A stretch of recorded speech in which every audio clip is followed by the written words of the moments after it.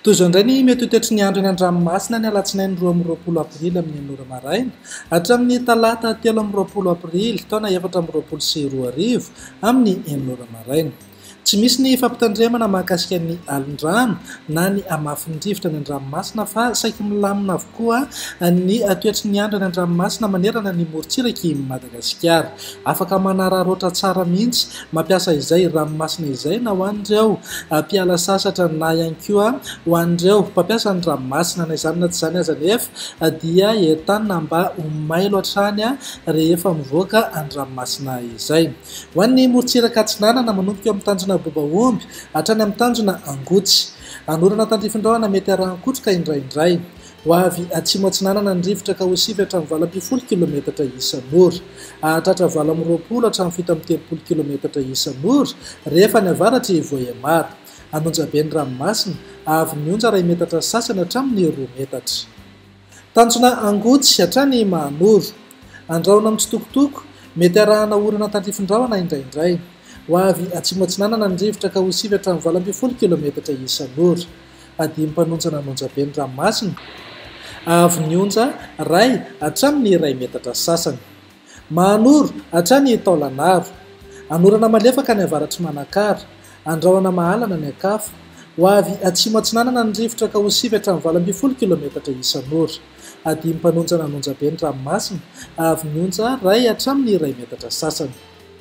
Taolagnaro hatrany amin'ny tanjona Vohimena. Ibalika amin'ny masoandro amin'ny ankapobeny. Ho avy atsimo ny rivotra ka ho sivy hatramin'ny 20 kilometatra isan'ora. Anonjabe ny ranomasina avy ny onja 1 metatra sasany hatramin'ny 2 metatra.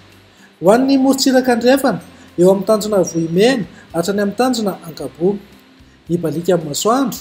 Ho avy atsimo na atsimo Atsinanana ny rivotra ka ho sivy hatramin'ny 20 kilometatra isan'ora. Hahatratra 20 kilometatra isan'ora indraindray indrindra ny alina. Adimy mpanonjana anonjabe ny ranomasina avy ny onja 1 hatramin'ny 1 metatra sasany. Tanjona Ankabo hatrany amin'ny tanjona Vilanandro. Andrahona vitsy na ibalika amin'ny masoandro. Ho avy atsimo ny rivotra ka ho sivy hatramin'ny 20 kilometatra isan'ora. Adimy mpanonjana ny ranomasina avy ny onja manodidina ny 1 metatra. Tanjona Vilanandro hatrany Analalava. Andrahona mitsitokotoko na ibalika amin'ny masoandro. Ho avy atsimo na atsimo andrefana ny rivotra ka ho sivy hatramin'ny 20 kilometatra isan'ora. Ho tonona adimy mpanonjana ny ranomasina avy ny onja 3 hatramin'ny 1 metatra. Ny amarana anazy eo Analalava hatrany amin'ny tanjona Bobaomby. Andrahona vitsy na ibalika amin'ny masoandro mety hisy ejika anorana tandrifin-drahona ny morontsiraka Idiana. Iovaova ny fitsokon'ny rivotra ka ho 7 kilometatra isan'ora. Hitoetra ho avy atsimo Atsinanana kosa rehefa manakaiky ny tendrony avaratra ka manodidina eo amin'ny 20 hatramin'ny 17 kilometatra isan'ora. Ho tonona adimy mpanonjana ny ranomasina avy ny onja 2 hatramin'ny 8 metatra.